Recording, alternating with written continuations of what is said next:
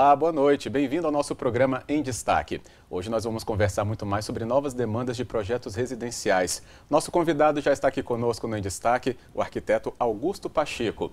Ele que traz aqui seu conhecimento da área e também explicações para que a gente domine também um pouco mais sobre esse novo momento do mercado. Augusto, boa noite. Bem-vindo.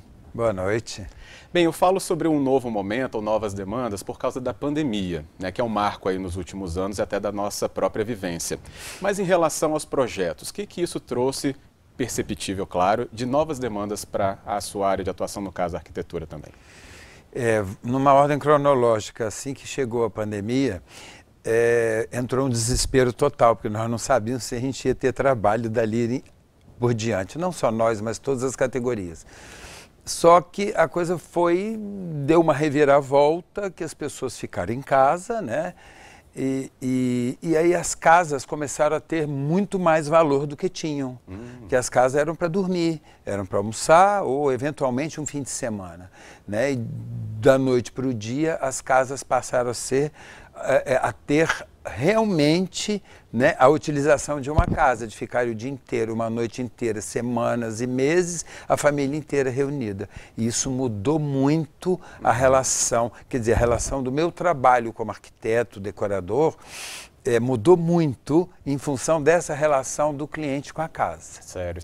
Nesse caso, inclusive, até a própria utilidade dos cômodos, né? Não só quarto para dormir, não só sala para ficar, ou né, as cozinhas ou áreas comuns para aquela interação. Tudo passou a ter uma nova observação. Justamente, o que foi aparecendo para que isso se adaptasse, então, com a pandemia e essa nova vivência? A cozinha era só para a secretária. Agora, a partir desse momento, a secretária saiu de cena e toda a família foi para a cozinha. Número 1, uma televisão dividindo para toda a família, porque a televisão nos quartos ela já foi retirada de uns tempos para cá, né? Sim. E outra coisa, trabalho. Como é que se trabalha em casa, né? Como é que você faz uma reunião online, um cachorro, uma criança, enfim, um papagaio, você imagina, a acústica, né? Então a casa teve que ser repensada. Nesses últimos anos a casa foi super repensada, foi super valorizada. E com isso, né, por tristeza de alguns, alegria de outros, eu vou dizer no meu caso, nesse ponto a alegria, e a demanda de trabalho começou a ser muito forte. Eu não consegui ficar um mês em casa. Sério? Eu me propus a ficar o tempo que fosse necessário, né, daquela história fique em casa, claro. E eu falei, vou cumprir isso, mas não, em um mês eu surtei, né, por estar em casa. Entendo. E a demanda começou a ser forte, aí eu fui para a rua e comecei a trabalhar. Entendo. Tem um ponto aí que foi essa transição, como você bem lembrou, né, do começo, né, a gente também entendendo o que estava acontecendo, então, pelo visto, eu posso pensar que houve um momento de adaptação das demandas e agora sim, projetos sendo realizados a partir de tudo que foi vivido. Exato. Você entende assim também? É exatamente isso, foi todo um processo, foi o baque, depois foi o teste. Então agora não, agora quando a gente faz um projeto já são exigidos pelos próprios clientes, né, tudo o que demandou nesse período de pandemia, que são as cozinhas integradas, né, que são os home office lacrados, né, um ambiente para ele, não aquela coisa no meio da sala, no meio do corredor, varandas completamente abertas e utilizáveis, os espaços começaram a ser completamente utilizados. E um fator que eu achei preponderante, acabou o local de receber as visitas. Não existe mais aquela sala fechada, aquela varanda, não. Hoje 100% da casa é usada.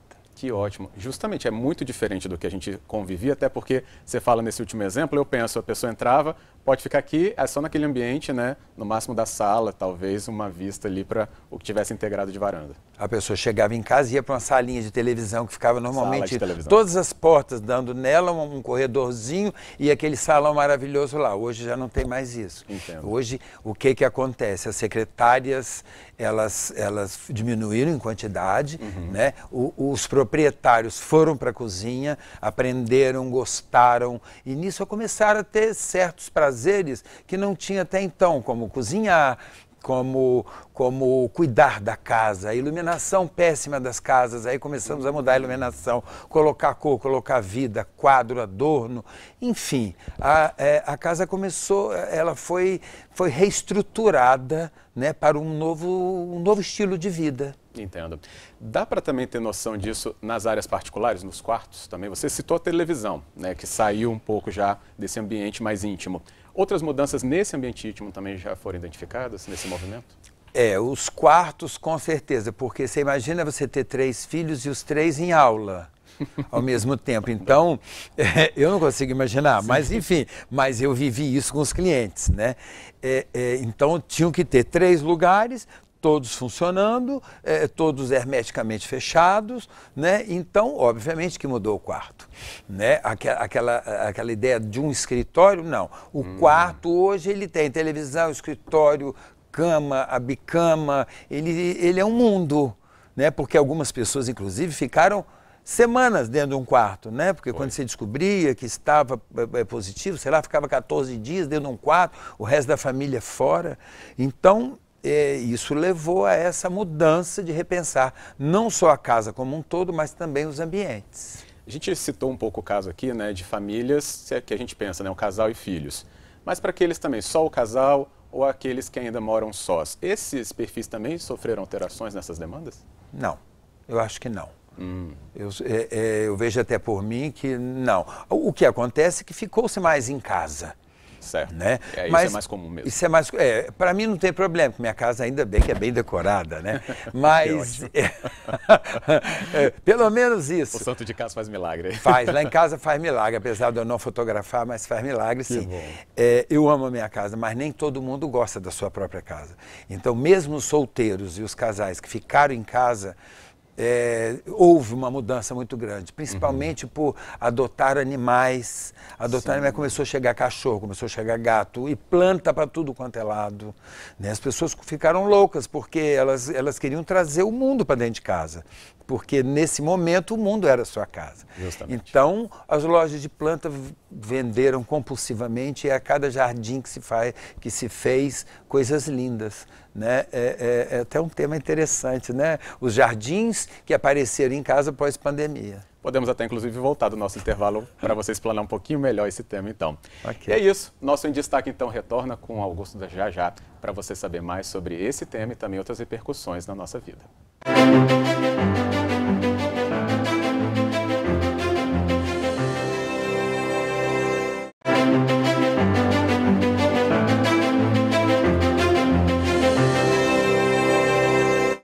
Em Destaque, de volta com você aqui nesta noite, falando mais sobre projetos arquitetônicos e mudanças que a pandemia acabou trazendo para a nossa vida. Nosso convidado aqui, Augusto Pacheco, arquiteto, falando das demandas que ele identificou na sua área de atuação e também pela experiência que ele tem no mercado. Augusto, a gente encerrou, né, o último bloco falando um pouco de jardins, quando você até citou essa própria identificação de uma demanda muito grande, né, para dentro de casa, trazendo, né, esse verde, né, as plantas mais presentes. Isso foi muito forte, então, e traz justamente esse conforto para o lar? Eu vou aproveitar a sua deixa e já vou sair de casa. Né? Não só a casa, que foi bastante modificada e também com muito jardim, eu vou falar agora das casas planas, não só de apartamentos, e que as pessoas começaram a cuidar dos seus jardins. Né? O que antes era um jardineiro que fazia, agora não tem mais o jardineiro, então eles começaram a cuidar das plantas da casa, construir piscina e construir salão de jogos e comprar mesa de ping-pong e fazer cozinha gourmet. Então foi realmente uma revolução, não só dentro de casa, mas dos apartamentos e das casas, mas também nas áreas externas. E principalmente um outro fator, eu vou emendar, hein? Claro, por favor. Um outro fator que são os prédios. As áreas de lazer dos prédios passaram a valer ouro. O que antes era um salão de festa completamente inútil e abandonado, que tinha um mesão de sinuca lá de 30 anos atrás, foram todos reformados. Então a demanda hoje está muito grande para as áreas de lazer dos prédios, dos condomínios de uma forma geral. Né? Porque aí nós já saímos de casa, já fomos para o quintal, do quintal já fomos para a área de lazer, que é a área de convívio entre todos. Você identifica que isso é um movimento que tende, então, a continuar, mesmo que a gente veja, né, que os sinais da pandemia arrefeceram e a gente tenha uma volta a certa normalidade, então? Eu acho que, quer dizer, eu não posso reclamar da pandemia nesse sentido em relação ao trabalho. Eu fiquei um mês e daí por diante eu não parei mais de trabalhar até hoje, muito em consequência disso. Claro. E também do nome que a gente vem no mercado e tal, mas enfim, eu acho que sim, que vai continuar bastante, porque tem muito prédio para ser reformado, tem muita fachada para ser revitalizada, né? Porque as pessoas começaram a ver que olham para os seus prédios assim e veem que as cerâmicas estão caindo, os granitos. É como a gente, né? A gente tem que jovializar. A mulher faz uma maquiagem, a gente penteia um cabelo, um pinta o cabelo e tal, parará. A gente tem que fazer a mesma coisa com a casa. A casa tem que ser cuidada. Você não cuida do carro, né? Então você tem que cuidar da casa para que ela não desabe, né? Para que ela não chegue a um ponto de ficar inabitada. Com certeza. Além da própria conservação do patrimônio, né? Exatamente. Da família, isso aí. Já que você falou em revitalização, tem um ponto importante da sua carreira que está ligado também, né, a projetos de revitalização e de um ponto muito conhecido e que traz aí uma referência tão carinhosa do patrimônio histórico capixaba. Conta pra gente. Que projeto é esse? São coisas que a gente não imagina que vai acontecer, né, na profissão da gente, mas um dia eu fui chamado para fazer uma adequação da Igreja dos Reis Magos, né? Eu não imaginava um dia fazer isso, né? Eu não enveredei para o lado do patrimônio, eu enveredei para o lado da decoração de interior e tal. Mas eu acho que a responsabilidade que eu trago para o trabalho acabou me levando a isso e eu fui convidado a fazer todas as áreas utilizáveis, né, e humanizáveis da Igreja dos Reis Magos. Não na igreja propriamente dita, mas na residência, porque eu não sou gabaritado para entrar na igreja. Aí é uma arquitetura religiosa, já tem profissionais específicos. Mas toda a parte de cafés, de banheiro, de salas de projeção, estou eu em Nova Almeida, com um trabalho inédito e feliz da vida. Que ótimo. Isso já vai estar acessível para o público? As obras já começaram, a previsão de término eu acho que é o ano que vem. Okay. Né? Mas assim como vocês viram em Anchieta, né? Vão ver também em Nova Almeida e posteriormente em Araçatiba, que as obras também já começaram. Fica a dica então, né, para acompanhar. Que bom. Isso aí. Queria agradecer muito, Augusto, sua presença aqui e deixando aberto inclusive o convite para voltar e falar de muitas outras áreas, né, que você acompanha dentro da sua atuação no mercado capixaba, viu? Por hoje, muito obrigado. Eu que agradeço a presença. Que bom. E hoje aqui no Em Destaque, então, também tivemos mais conhecimento sobre o que a pandemia ainda provoca, né, de demanda dos clientes, ainda mais aí em projetos residenciais. Obrigado pelo acompanhamento. Uma boa noite para você.